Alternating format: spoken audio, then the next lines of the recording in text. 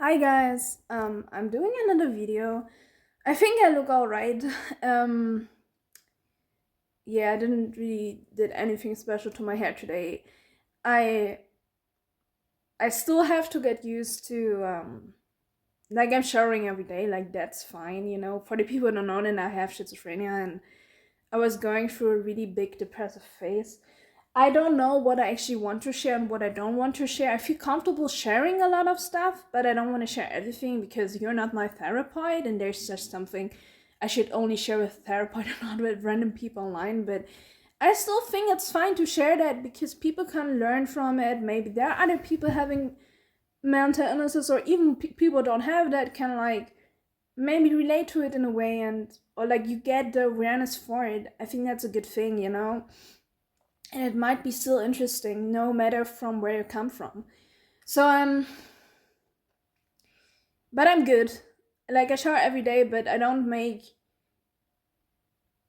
like I had to get used to make something out of my hair and something. I was like I was clean with it, but like I wasn't like my hair needs some extra effort, like putting oil into it and stuff, and I don't always do it, and then I don't think it looks bad. You just see it's more dry, you know? If I would put oil into it, the curls would be more defined, and I want to do that.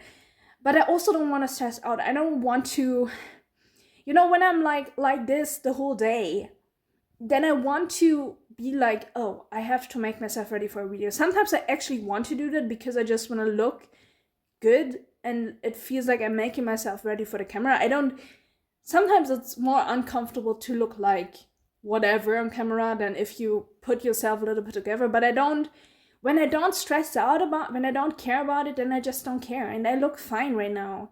And then I don't feel like I have to put the other extra effort into the camera. It really depends in what mindset I am, you know? And I think that's a good thing, you know? Because I will never like put makeup on just for the camera because then I would develop a weird internet personality and you would just see not my true self.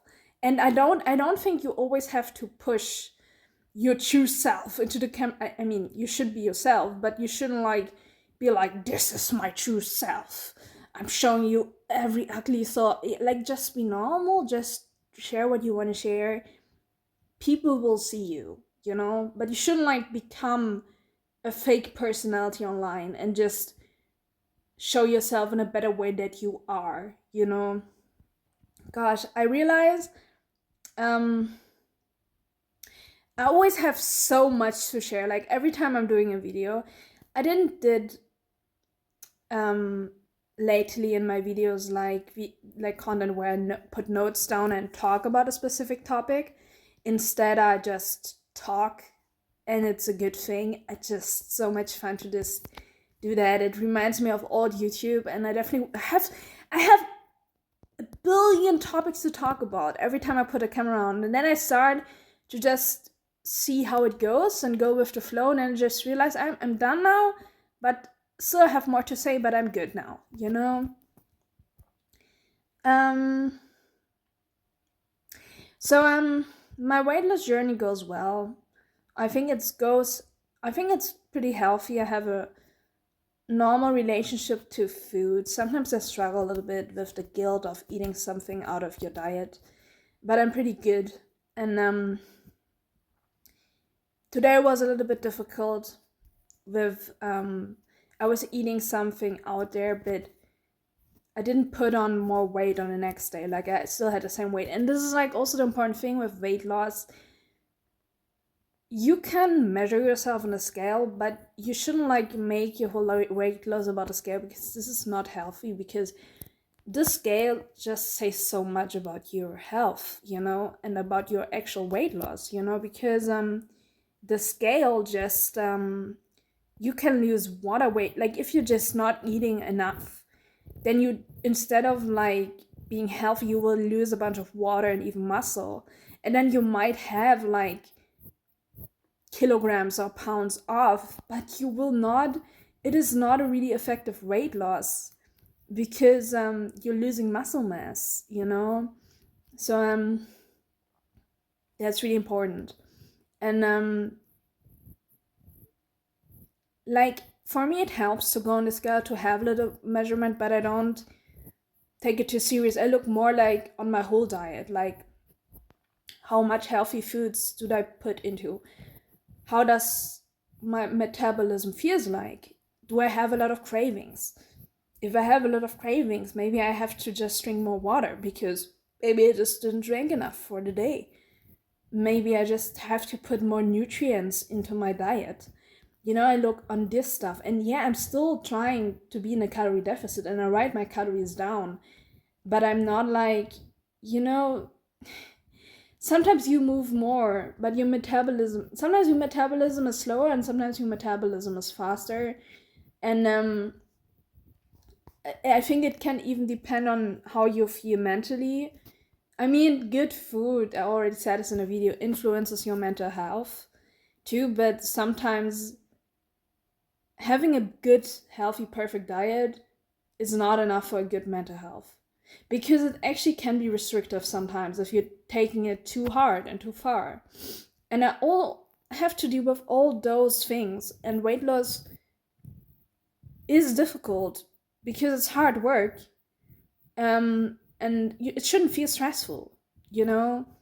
And I think I lost a little bit of weight over the 6 months, and people were telling me like, hey, you lost weight and you're like, you lost a little bit, like your face looks slimmer. And they told me like, yeah, this is a good progress because you're not losing it too fast. And I think that's a good thing, And yeah. So it's good, This is the thing, I don't want to not lose any weight. Like I don't want to be like I don't lose weight at all. Like you still have to have discipline, but in a healthy way. And that's the journey, and it's difficult, and you will fall back sometimes.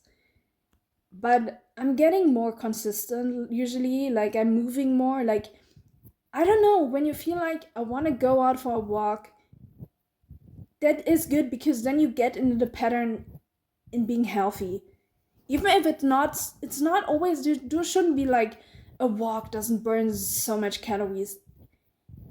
You do a walk, that's a good thing. This gives you, puts you into a more healthier mindset already, and it's a progress. You should definitely read books like Atomic Habits, because in Atomic Habits, basically what it says is you should take habits in a slow way. Like you should start with small things and then slowly improve,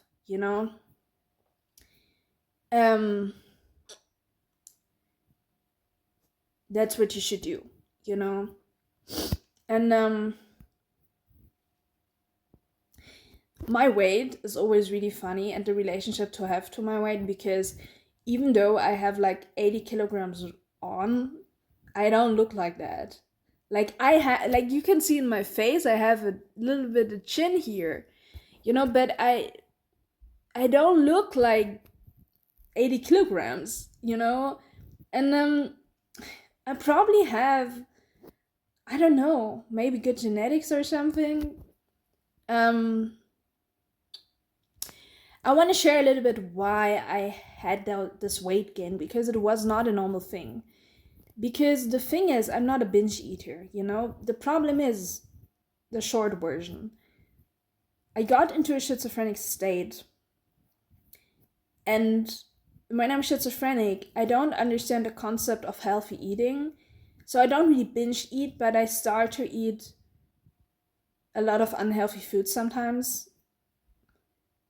And I just, yeah. So when I'm in a healthy state, I'm having a normal balanced food diet again, Because I got raised like that. It's pretty easy. I never, like, I can't, even now, I don't have the issue of binge eating. When I'm done with eating, when I'm like full, I don't eat anymore. This is just how it works for me, So my weight loss doesn't feel like a big deal for me, because I'm just like, I can put it off again, because this was my schizophrenic phase. I'm now in a pretty healthy state, And I feel like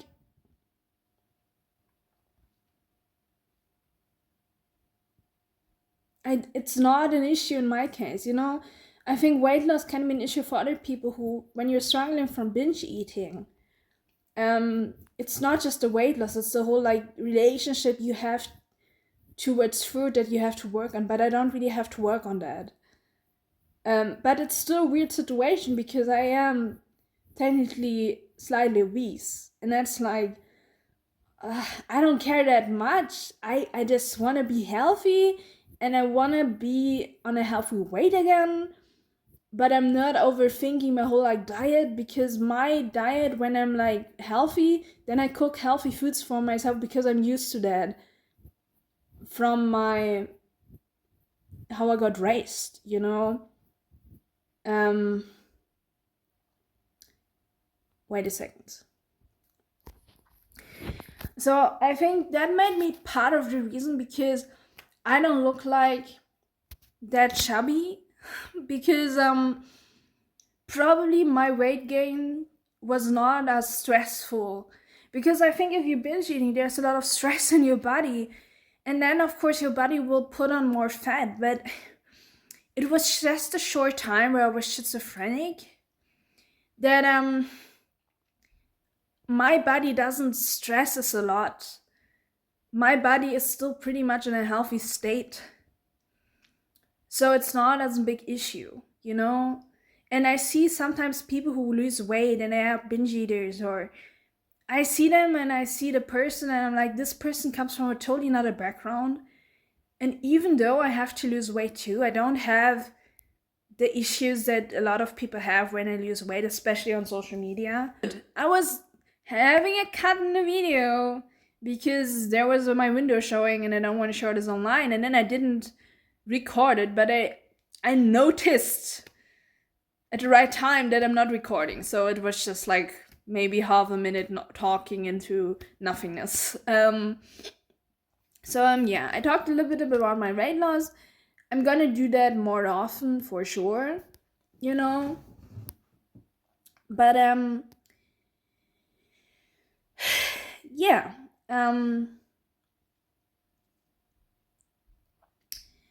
What else? My face is really big in the camera, but it's fine. We're on YouTube. We're getting all used. I'm getting more used to doing videos, and something I noticed too that I want to talk about is my videos feel a little bit like old YouTube. They're still in the current zeitgeist too, like with all the awareness that the current zeitgeist brings, but it still feels like old YouTube at the same time, where people just did videos. They just shared random things. They didn't care about monetization because getting money was not a thing back then. And I just think that's amazing. And I think people want to watch that content. And I truly think I will have a lot of subscribers in the future.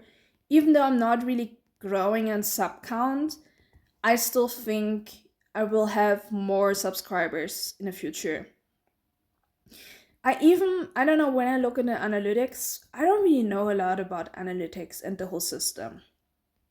But I think I'm in a good, like, I don't know, it always shows me like green numbers with green like arrows, which is a good thing. I think that shows that like my channel's on a good way, you know? And I mean, you have to see it like this for such an interesting topic, and I love to talk about it because like channel grow slowly at the beginning, and when you have a small sub count, I mean, what does it mean if you say slowly? You're still growing in your own pace as a small channel, and some small channels still grow fast even though they have a small size, but they stay compared to a big channel, they grow slower. A big channel grows faster because more people are getting recommended that content.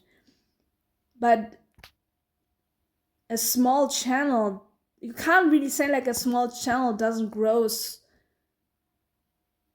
as fast as a big channel because it's a totally not a number. You have to see like the measurement of how people actually view your content. So a small channel grows fast. It's just smaller numbers, but it still grows fast, mathematically speaking, you know? And I think my channel grows well. I have the feeling I'm not growing in sub count at the moment, but people engage with my content a little bit. I get feedback. It's not just the amount of comments you get, it's more of like what people actually say in the comments.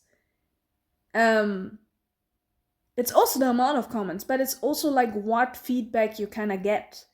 When somebody cares about your content and they memorize you as a person and they actually are engaged by you and they like you and they see you as they memorize you even out of their YouTube consumption.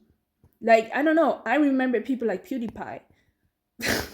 I don't know him, but you know, then this means your community is stronger than someone who has a bunch of comments but nobody of their viewers cares about them and they just tell them good stuff but then they forget about this YouTuber. And in my case, when I see the comments, I see people caring about me. And I know that those people, even if they don't comment, they still watch my videos. Because people have shit to do in life. They can't go comment on every fucking video you do. You know, people have other stuff, but they still. Like, I have so many YouTubers that I watch, but I don't comment, but I still love their content. Even if you don't. I had to move a little bit because my window was always showing. You see my ladder in the background, it's behind the bed. I think I should move it somewhere else, but I kind of like it like this. I don't know. Um. So what did I talk about? YouTube people care about your content, even if they don't engage with it. You know, and I could talk about so many more things. There's most topics that we have that we humans think about are like topics you could write essays about it if you just think deep enough about it. And this is what makes life so fun because there's infinity things you can think and talk about basically, you know. Um there are so many books, you know.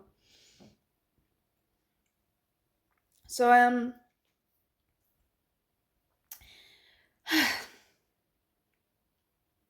what I wanted to say is that I think my YouTube channel is doing pretty well because you have to consider that I'm doing a video every day. And usually the more videos you do, the more like people are like view like the sub count, the viewer count is a little bit smaller on every video when you do more videos. But in general, I think the algorithm shows your content more the more videos you do. You know? It also depends if you're doing content that people give a fuck about. The more people give a fuck about your content, the more the algorithm will show it. And it's much more of a human thing than you would think because even the algorithm is a mechanism that is mechanic, it's humans interacting with it, right? So we it's not like the algorithm is this power that we can't control. Like you don't have to control the algorithm, just view stuff that you enjoy and then you're having an impact on what is getting seen more, you know. Yeah. So I think my channel's growing pretty well because like they're always like since I'm showing my face a little bit more people are watching. I knew that it would happen because I think people would still watch my content where I don't show my face, and I think I still would grow. Like people would still care about it, but I guess it's just a difference when you show off your face, which is totally fine for me. But if you don't feel comfortable showing your face, don't do that. Don't force your face on camera if you don't want to do that right now. But I did that because I felt like I want to do it right now. So I think that was decision, but like doing my videos where I was talking was not a miss. I think the more I'm growing, I see that people watch still sometimes my old videos. I'm getting a new view on a pretty old video. People still gonna engage with the old content as well, you know? I mean, Moist Critical did a lot of videos back then, and I don't care that it was different time back then because that stuff still would work today. It's just a different kind of zeitgeist we live in that makes the whole process a new process, but it doesn't mean it doesn't work. Um, so Moist Critical did a lot of videos where I didn't show his face. Same was going for PewDiePie, and a lot of his videos have a bunch of views, you know? So it's not about the face. Faceless YouTubers can get popular too. It's also like I wanted to say something interesting, but there's so much stuff that I want to say that I have to think what do I actually want to say right now, what is important for me.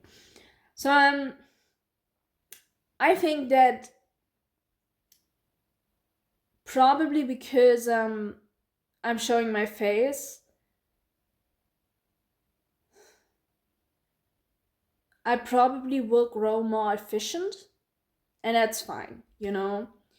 But I still would have grown, but that is not a journey I took, so it doesn't matter that I didn't show my face. Like whatever. Um and I don't know, I get like on the last videos I got like 7 views, 8 views, 10 views. And I think that's a good number. Like people think I hear it sometimes small YouTubers saying like, yeah, I just had like 50 views on the first videos. And dude, that's not a small number. Like even one person, it's a person watch. Of course, some people click off, but there was someone clicking on the video that already is meaningful. And no, you don't have to tell yourself nonstop one view is meaningful. And at that time too, where I was like, shit, one view. I don't have a lot of views, but 7 views is a big. It's 7 people clicking on the video, and someone is going to watch the whole video or parts of it, even if they don't watch the whole video. I also don't watch every video completely through. That doesn't say anything. I like to have pieces of YouTubers sometimes, and then I just want to watch another YouTuber. But I do this with Super Average Wolf videos sometimes. I heard what he said, and then I'm satisfied. I want to watch something else. Super Average Wolf is my favorite YouTuber, you know. So if you have, it depends. I'm not saying 7 views is always a good thing. It really depends on your growth on YouTube, who you are. It depends on a lot of things if 7 views is a good thing. But in my case, I think 7 views is a good thing. And it's not just a number. But because I have a consistent growth. And it's better if you grow more slowly, or like I don't even grow. I think I grow slowly, you know. But like, if you grow, it's not like you're not getting 100,000 subscribers in 1 month. That's a good thing, because people have time. Your community has time to build itself. Every video you do, you put yourself and people into place, and the algorithm. The more videos you do, the more defined the algorithm gets and finds people. Trust in the algorithm. The algorithm is a good thing. The algorithm tries to find people that are like you and that are like-minded like you, and that's a good thing, and it takes time. And that's not the only thing. It's also about the community you already have. I think a lot of YouTubers are sometimes obsessed with the whole like process. I need more subscribers. I need more subscribers. What are you doing with a bunch of like new people? That's cool, but like you have to give water to the plant, to the seed that you were seeding. and you should focus on the people that are there. Because if everybody feels like you want new people in the boat, nobody feels really connected to your content because you're not speaking to them as much. But I am aware that I have a community, and you should grow your small community in a conscious way, because then those people will have a really strong connection to you, and it's much more efficient building. It's a building that takes its time to grow, but it's like a strong building, and it will have a strong community engagement. And then more people come into it. Yeah, that's cool, but like a strong community is something that in 20 years those people will still watch you. They will watch you until their death, probably. There will be just PewDiePie, Much Critical. I will not forget those YouTubers.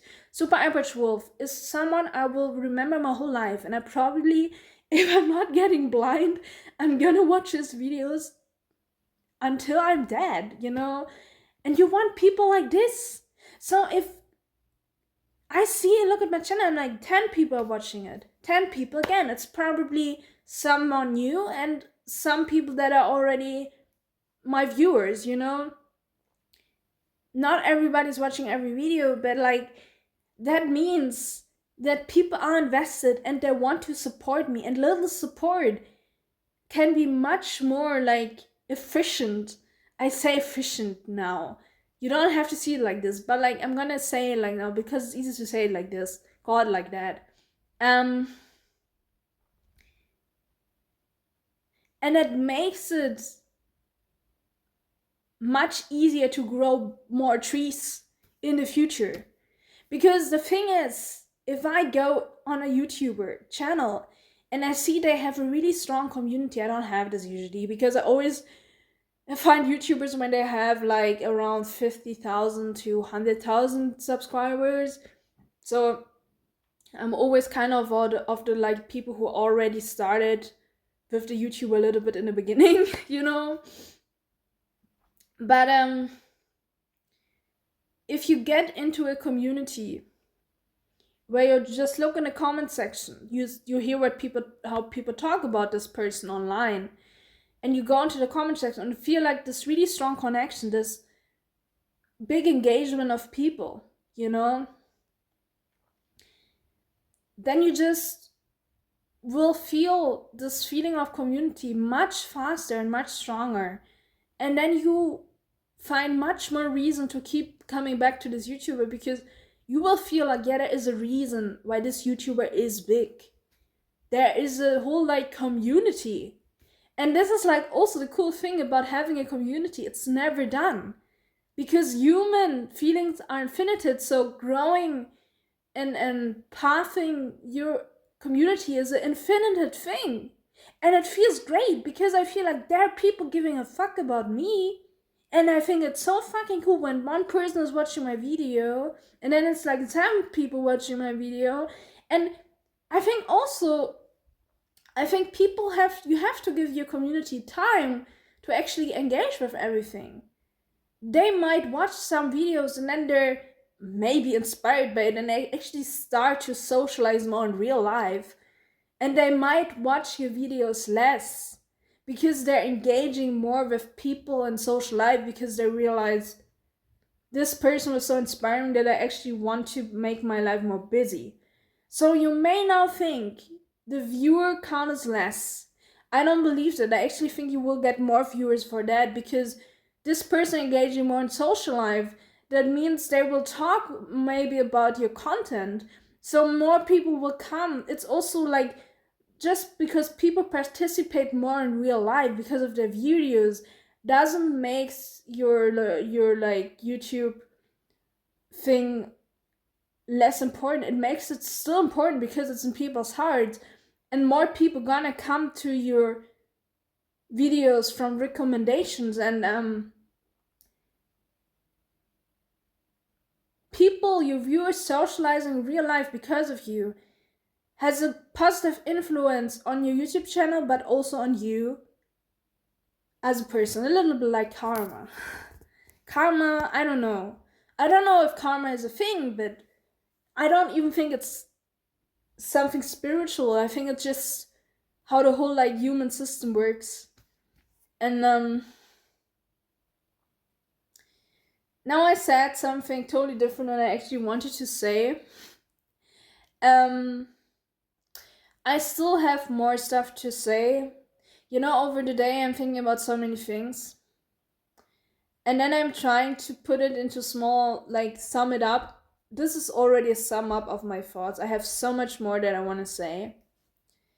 But then I feel like I have enough said and now the video is done. And then I'm stopped doing the video. Um I have to do some other stuff now. But I'm gonna do another video maybe today, maybe tomorrow. We will see. And the YouTube journey continues. I'm still gonna do videos where I put down notes before I actually do the video. But right in the moment, I just feel like I just have so many thoughts in my head that I just want to do those unscripted videos right now. But I'm also gonna do scripted videos if I want to. I usually do scripted videos when I have specific stuff to say and I just want to don't forget the important things and give it a little bit of structure. But I don't think your videos always have to have structure. I think the video in itself, even an unscripted video, still has structure. People also like podcasts, so why the hell not? Streams are not structured. So let me give me the freedom of doing random videos. I like that. When I say something specific, I'm gonna put it down. The structure doesn't matter. Because the right people gonna watch it. And I know a lot of people wanna watch it. I know that, that stuff still works on YouTube. I know that. And I feel good like that, so I'm not gonna change my how I do my YouTube video is exactly how I want to do it right now.